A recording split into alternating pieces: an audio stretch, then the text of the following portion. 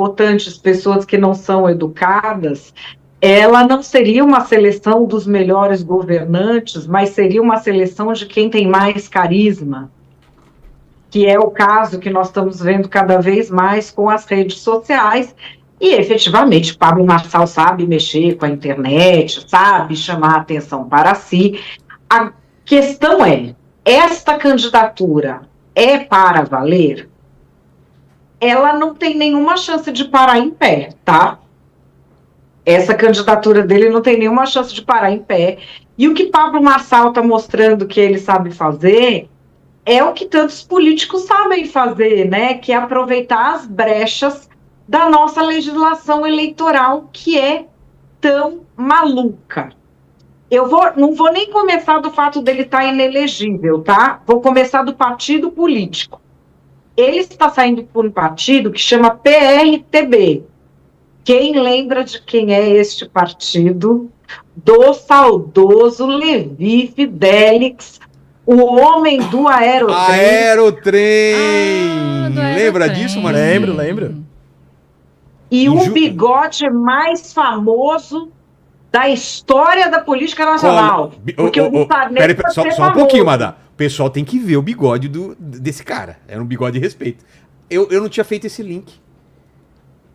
Putz, você sabe que eu esqueci? Eu tenho um vídeo, eu me maquiando com o Levi, perguntando que aleatório! Se ele pintava o bigode. E aí? O que ele fala? Aí ele falou que não, e eu fiquei chamando ele de loroteiro. Aí ele falou que ele não pintava, que a esposa dele fazia pequenos retoques. Eu tenho esse vídeo. Meu...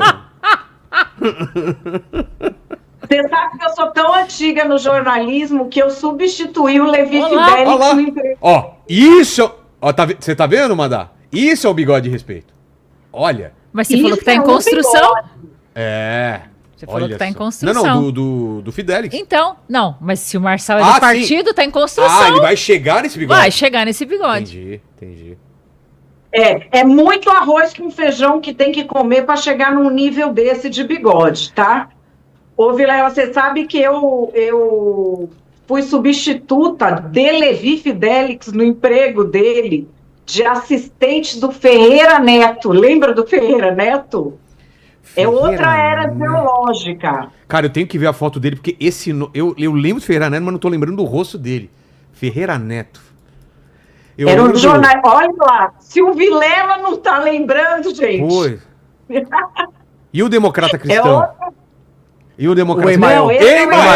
Emael. Democrata Cristão. O Democrata. O Ferreira Neto é um cara que tinha um programa de entrevista de noite na televisão, lembra? Um jornalista de barba, todo... Enfim, depois vocês pesquisam aí, mas vamos ao partido que é o PRTB do Levi Fidelix. É o mesmo partido pelo qual o Pablo Marçal saiu candidato a prefeito. Só que, neste meio tempo, ele mudou de partido. Ele tinha ido para a União Brasil. E aí, o que é que acontece? Você tem um período para se filiar e poder sair na eleição.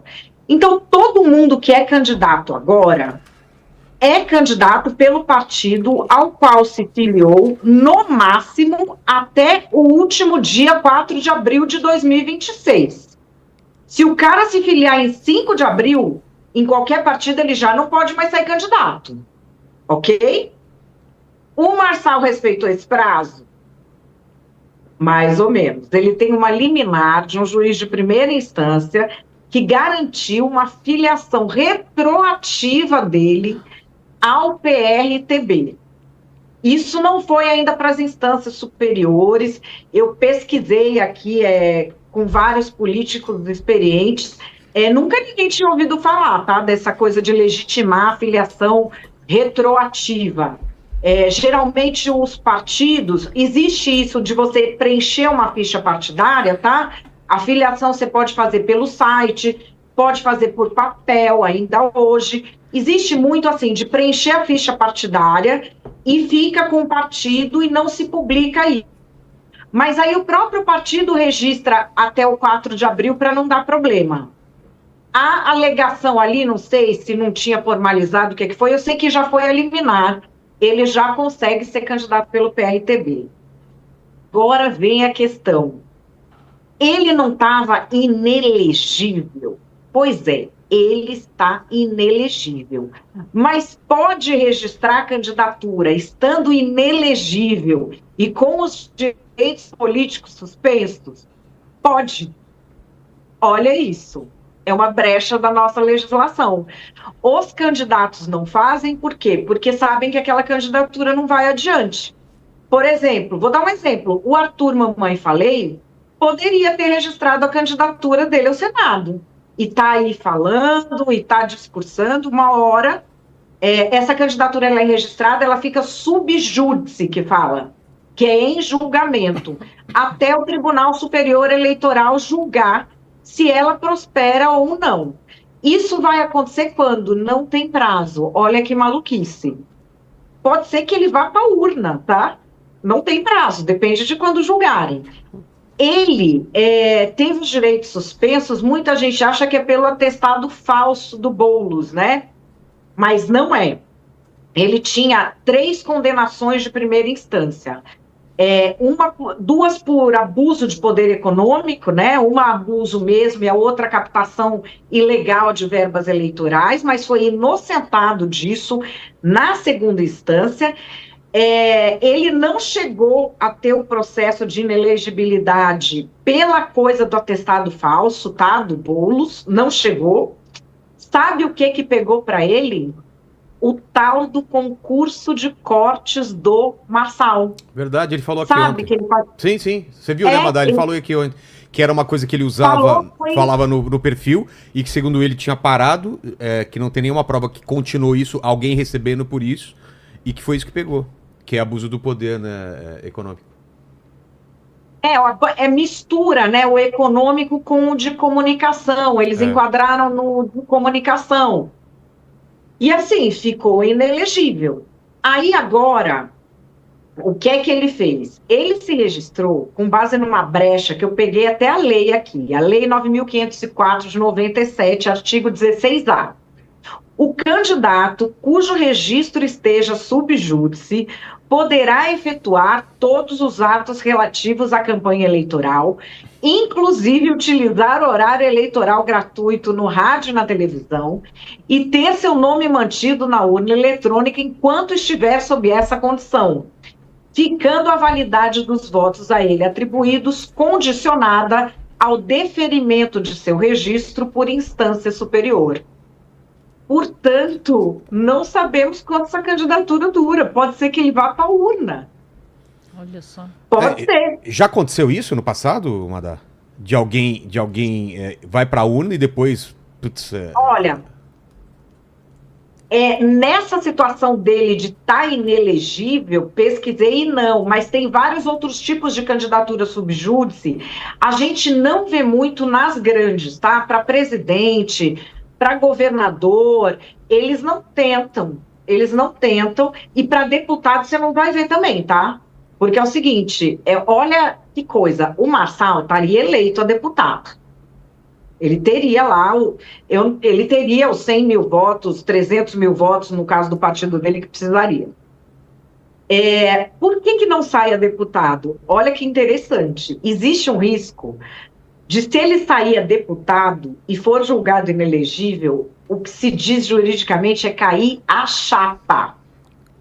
O partido lança uma chapa de deputados. Então, você lança 70 a federal, 90 e pouco a estadual aqui em São Paulo.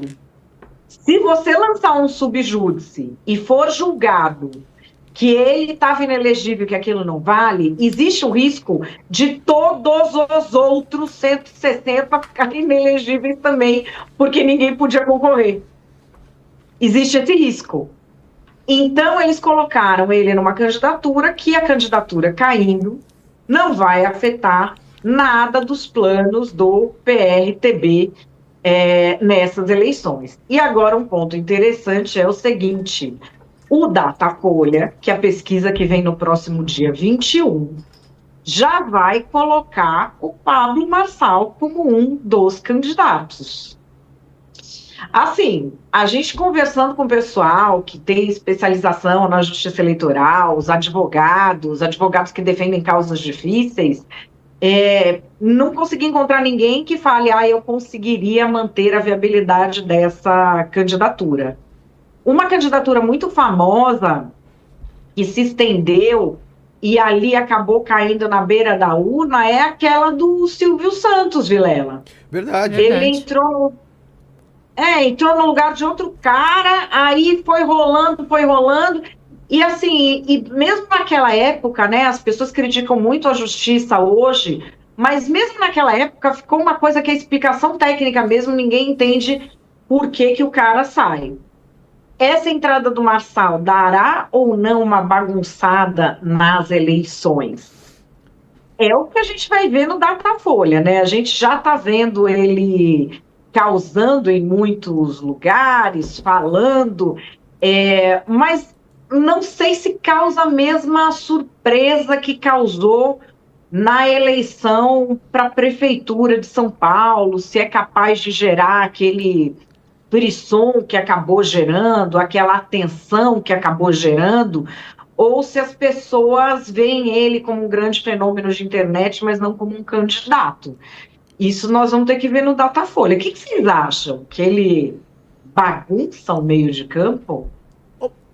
Eu particularmente acho que sim, tá? Porque ele é um cara muito popular e eu acho que ele tem algum tipo de tática política que tá muito mais próxima do Flávio Bolsonaro do que exatamente uma candidatura própria, mas é a minha opinião, né? Mas uma pergunta assim, bem direta. Depende do desempenho dele no Datafolha, a Band pode ser obrigada a convocar ele pro debate eleitoral? Ou não tem nada a ver? Porque ele tá se baseando nisso. Olha, vai ser uma briga danada isso, porque é um caso que nunca existiu. Vamos dizer que ele tem um bom desempenho no Datafolha e que isso, em tese, daria direito à Band convocar. A Band pode dizer que não vai chamar um candidato inelegível. E aí, como é que fica essa briga? Assim, com toda sinceridade, ninguém sabe, porque é uma situação que a gente nunca teve antes. Geralmente, para esses cargos, os partidos lançam candidaturas que sabem que judicialmente vai prosperar. Até quando tem algum perrengue, a justiça dá uma força para prosperar, como é, por exemplo, a tal da candidatura do Flávio Bolsonaro, que teve a história lá da filiação no meio do campo à omissão, a justiça eleitoral já resolveu logo. A questão que fica é quando a justiça eleitoral vai decidir sobre essa candidatura. Eles vão deixar o Pablo Marçal ganhar corpo na eleição ou não? Eles vão cortar as asas logo? Madá, obrigado demais aí. Eu acho que em relação a Pablo Marçal, a gente tem que falar quase que diariamente sobre isso, porque amanhã pode ter mudado tudo, depois de amanhã é outra coisa, porque segundo ele falou aqui mesmo, ele planeja várias ondas, e essas ondas pode ser qualquer coisa. Pode ser um desde tsunami. Ele sair pelado na rua, ou ele falar alguma coisa, não dá pra saber, não dá pra saber. Sei que ele não é bobo nessa parte de manter o hype, ele sabe fazer isso, e ele tá, eu percebi aqui nas entrevistas que ele tá numa vibe mais calmo, pelo menos aqui, do que das outras vezes, tipo, mais conciliador, né? Não falou mal do Caiado, não falou mal muito do Zema, não falou mal do Flávio. Hoje eu vi ele nervoso numa entrevista, ele tava bravo. Mas mas os outros candidatos, ele não tá batendo. Tá. O que ele bate, ele centrou fogo em Lula e Renan. Então, e nos outros não, ele já começou pegando pesado em cima de todo mundo, e falando de laudo, e falando que eu vou, não sei o que, eu vou falar de... a Tabata, ele bateu em todo mundo, ele batia em todo mundo, e agora parece que ele centrou fogo no Lula e no Renan. No Lula eu entendi. Agora, por que ele centrou fogo no Renan? Pois é. Porque eu acho que... Porque ele pode tirar voto do Renan, né? Com Porque certeza. a juventude, né? Juventude, é o que ele falou ontem. Bom, gente, uma coisa que é inegável é que ele é estrategista e inteligente, Pablo Marçal. Não dá pra dizer o contrário. Eu perguntei se ela é inteligente ou burro, por causa do laudo, eu perguntei. Você lembra? Ato falho, eu acho. Acho que foi. Acho que ali ele não queria ganhar. Então, eu perguntei exatamente eu acho que ele não te falou a verdade ali ontem. Você acha que não? Não. Acho que não. Fez aquilo pra perder, você acha também? Acho que não queria. Aí agismo, né? Eu acho que ele... Acho que as pessoas supervalorizam muito o Pablo Marçal. Acho que ele é o cara que ele é muito bom na comunicação, mas ele Gente, eu não acho que um cara burro faz milhões. Não. Faz. Não faz, gente, pelo amor de Deus. Ele pode ser esperto, não exatamente inteligente. Um cara inteligente. Não sei. E eu vou te falar, um cara inteligente, Madá, e que faz uma coisa que muitos têm medo, tá? Ele vai pra briga, ele fala na cara de político que muitos outros não têm coragem de falar. Isso daí, eu vou ser sincera, eu acho que ele é bem valente nesse ponto, tá? Porque ele vai lá e fala, é isso aqui, teve desvio aqui, ali e tal, e os outros vão levando em banho-maria. Então, isso ele faz. Tanto que hoje, ele foi criticado, hoje ele era notícia em todos os veículos. Inclusive, alguns jornalistas já estavam desmerecendo, falando mal dele. O cara já foi notícia hoje, depois que ele veio aqui no Vilela... Ele era notícia hoje em todo mundo, Vilela. Mas eu acho que ele faz isso por conveniência. Ele xingava um monte o Tarcísio na última eleição, agora tá todo aliado do Tarcísio. Falava mal do Bolsonaro, ele xinga e depois pede perdão. Não, mas ele fala ali, gente, o que eu quero dizer quando ele fala, é que ele fala aquilo muitas vezes que o eleitor gostaria que alguém dissesse. Então, muitas vezes, ele representa a voz do povo, por exemplo. Não, mas a gente tá falando de convicção. Não, mas ele fala... Eu não sinto convicção, às vezes, em algumas falas. Eu sinto mais que é pra hypar do que convicção. Mas às vezes ele leva ele leva pro embate coisas que às vezes as pessoas gostariam. Por isso que ele traz uma audiência absurda. Ele tem pesquisa sobre também. Exatamente. Né? O que o povo quer saber. Madá, com você, pra gente encerrar contigo, dar as palavras finais. Então, eu sei que é dificílimo cravar alguma coisa, mas você acha que ele vai até o final nessa batalha? Até porque, se ele tiver, ele tá no nosso debate dia 18, né? Porque provavelmente ele vai estar na frente. Ele vai estar na frente da galera, né? Porque eu já sei como que anda isso. E ele me mostrou um papel que eu não pude mostrar aqui, de o traqueamento dele aí, de quanto ele estaria. E, Madá, depois eu te falo no off aí. 2 dígitos. Vamos ver se bate, né, com o Datafolha. Exato. A grande questão do Marçal é que ele faz uma mistura que é, para ele, muito interessante e para o povo muito pouco interessante, que é de coisas reais que precisam ser faladas, com coisas que não aconteceram e com arroubos de crueldade e sadismo. Aquilo que ele falou da Tabata ser culpada pelo suicídio do pai quando ela era adolescente, foi uma das coisas mais baixas que eu já vi, não só na política, mas nas relações humanas. Foi uma das coisas mais feias que eu já vi. E aí eu vejo as pessoas confiando numa pessoa capaz de dizer isso para alguém que perdeu o pai numa circunstância tão trágica quando era jovem. Enfim, o Lula está concorrendo à presidência pela 4ª vez, foi reeleito 3, os caras estão votando no Flávio Bolsonaro, também não podemos esperar muito do público. Mas eu acho que as pessoas perdoarem esse tipo de sadismo diz muito sobre a nossa sociedade. E não é porque é Tabata, porque é isso, porque é aquilo. Eu acho muito baixo, muito cruel você pegar uma coisa dessa, de uma família, e sair esculachando, sendo que ninguém fez isso com a família dele. Então ele mistura coisas que precisam ser ditas com arroubos de sadismo. No meu livro, você lembra quando você me levou para falar do meu livro aí, Vilela? Foram Verdade. 6 horas, eu nem tinha escrito o livro ainda. Foi do Inteligência Limitada. Impossível ter durado 6 horas, eu não faço podcasts longos. Não faço, é mentira. Não pode ter sido. Não pode você sabe que a minha família foi anti-sequestro, né? Nesse dia.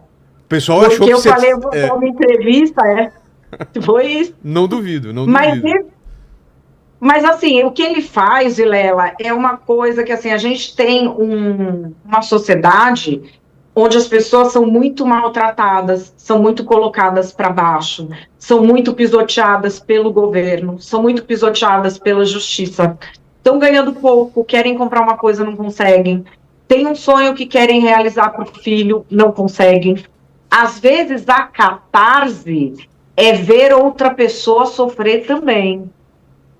Isso é algo que a gente precisa prestar muita atenção na personalidade da gente. Será que, quando é uma fuga, ver o outro sofrer para se sentir melhor? E o Pablo Marçal trabalha muito bem na mobilização do ressentimento coletivo das pessoas. Então, humilhar uma pessoa qualquer da política, com as coisas mais baixas, que nada tem a ver com política, ou com mentiras, para ele tá tudo ok. A história do laudo, assim, de boa, é uma história que não se justifica. Não se justifica.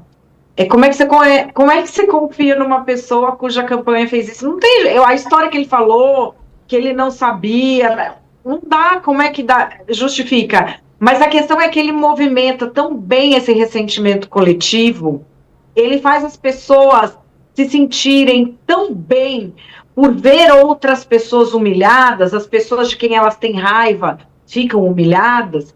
Ele faz isso tão bem que, no fim das contas, as pessoas não ligam para os métodos que ele está usando. Então é isso, ele vai movimentar bastante, não sabemos de quantos debates ele vai participar, e o que resta saber é se a Justiça Eleitoral vai fazer o seu julgamento final sobre a candidatura dele antes ou depois da urna. Eu, sinceramente, espero que seja antes. Porque se um candidato vai para a urna com voto numa eleição presidencial, fazendo barulho do jeito que esse homem faz, e resolvem meter o bedelho, você pode ter a justificativa técnica eleitoral que for. As pessoas não vão aceitar. É uma eleição difícil. E ele leva voto, né? Verdade. Muito, né? Madá, obrigado demais aí. E semana que vem também. Beijo. Até mais. Beijo, tchau. Até semana que vem, até mais. Tchau. Até mais. Fernanda, 22 anos, o que é a gente vai agora? Qual que é? Eu não sei que agora que eu acho que a gente vai falar sobre o Renato tá na linha? Ah, o Renato então tá na linha, sim. Então vamos falar dessa... Tá causando também... Quer dizer, isso foi o quê? Foi semana passada? Ou foi... Semana passada. Semana passada, né? É. E ainda não acharam quem que fez essa filiação, acharam? Exatamente, imagina só essa situação. O Flávio chegou lá, né, tá afiliado Marcelo? no Missão.